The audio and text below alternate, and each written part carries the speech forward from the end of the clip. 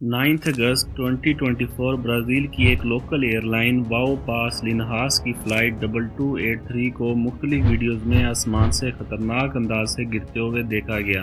ATR 72-500 नामी ये जहाज़ एक ब्राज़ीलियन पैसेंजर एयरक्राफ्ट था जो कैस्कावल से साओ पाउलो की तरफ जा रहा था, लेकिन लैंडिंग से चंद मिनट पहले ही ये एयरक्राफ्ट हादसे का शिकार हो गया, जिसमें 57 पैसेंजर्स और 4 क्रू मेंबर्स की जान चलेगी।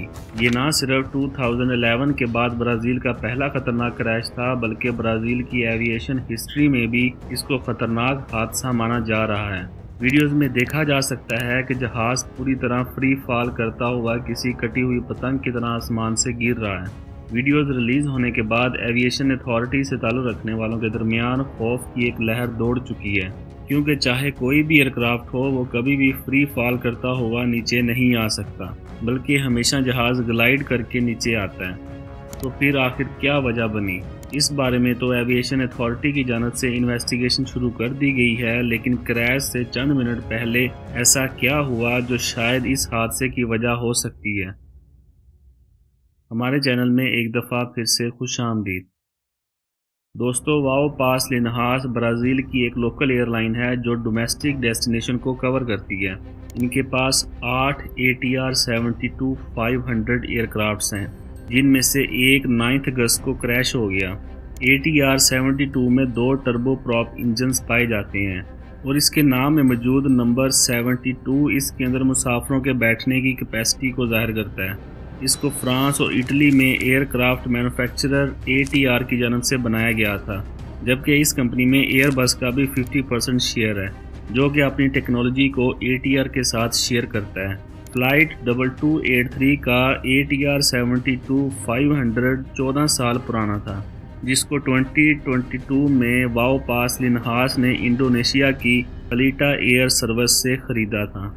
अब उस दिन की बात करें तो फ़्लाइट डाटा रिकॉर्ड के मुताबिक 9 अगस्त 2024 को ये फ़्लाइट ATR 7255 सुबह 9:06 पर साओ पाउलो से टेक ऑफ हुई और इसकी मंजिल 700 किलोमीटर वेस्ट में मौजूद कैस्कावल तक थी। इसका ये ट्रिप तो बहुत अच्छा गुजर गया और 2 घंटे 12 मिनटों के बाद सुबह 11:17 पर कैस्कावल में लैंड कर लिया। फ़्लाइट पहले ही अपने स्केजुअल टाइम के हिसाब से लेट थी और इसको कैस्कावल से पैसेंजर्स लोड करके साओ पाउलो की तरफ वापस भी जाना था। इसी वजह से अनलोडिंग के बाद जल्दी साफ़ सफाई का काम पूरा हुआ और पूरे 41 मिनट्स के बाद इस एयरक्राफ्ट ने साओ पाउलो की तरफ जाने के लिए कैस्कावल से टेक ऑफ किया। एयरक्राफ्ट में टोटल 57 पैसेंजर्स और पायलट समेत 4 क्रू मेंबर्स मौजूद थे। 61 साल के Humberto D Campos flight captain थे। 35 साल डेनिलो सेंटोस फर्स्ट ऑफिसर और 2 फीमेल कैबिन क्रू भी मौजूद थी।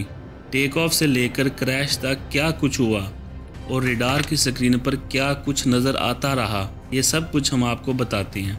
सुबह के 11:58 पर फ़्लाइट 2283 ने कैस्कावल से टेक ऑफ करते ही लेफ़्ट टर्न लिया और 17,000 फीट का एल्टीट्यूड मेंटेन करने लगी, जिसे क्रूजिंग एल्टीट्यूड भी कहते हैं। 12:21 पर टेक ऑफ से 23 मिनटों के बाद 17,000 फीट का एल्टीट्यूड मेंटेन कर लिया गया।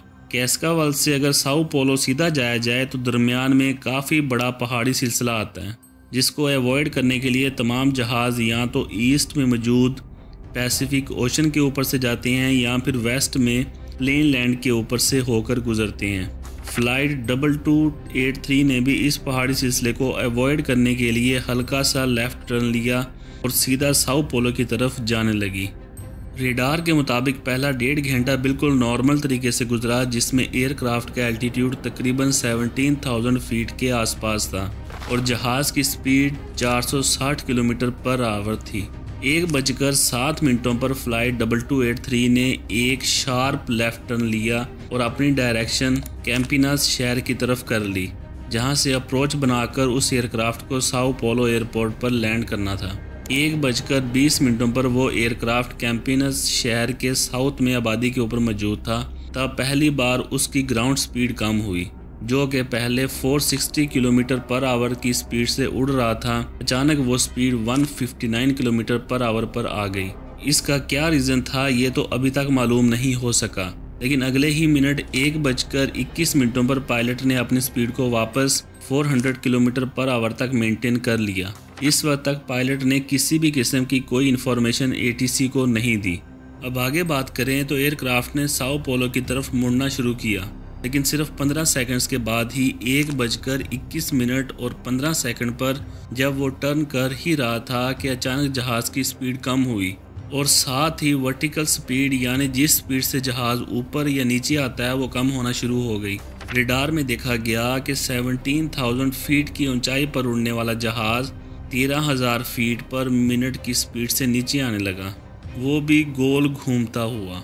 और इस दौरान उसकी ग्राउंड स्पीड यानी आगे बढ़ने वाली स्पीड 400 से कम होकर 100 किलोमीटर पर आवर तक आ गई। इस पूरे प्रोसेस में सिर्फ 1 मिनट और 14 सेकंड्स ही लगे, यानी इतने कम वक्त में जहाज़ 17,000 फीट से सीधा ज़मीन पे आ गिरा।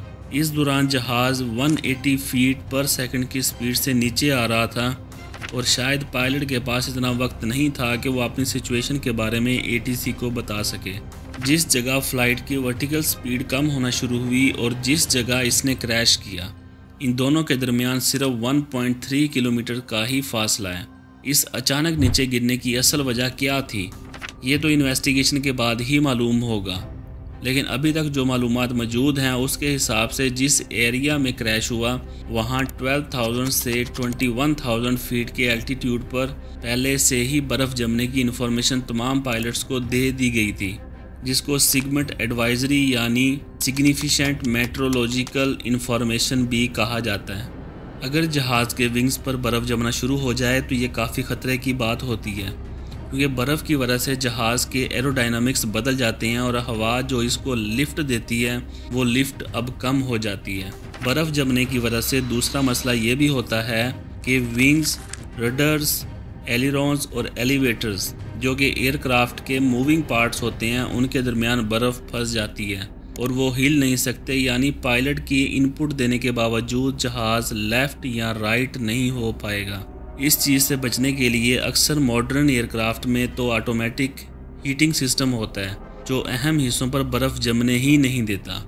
कुछ एयरक्राफ्ट ऐसे होते हैं जिन पर फ़्लाइट से पहले एक ख़ास केमिकल का स्प्रे किया जाता है जिससे बर्फ़ जम नहीं पाती।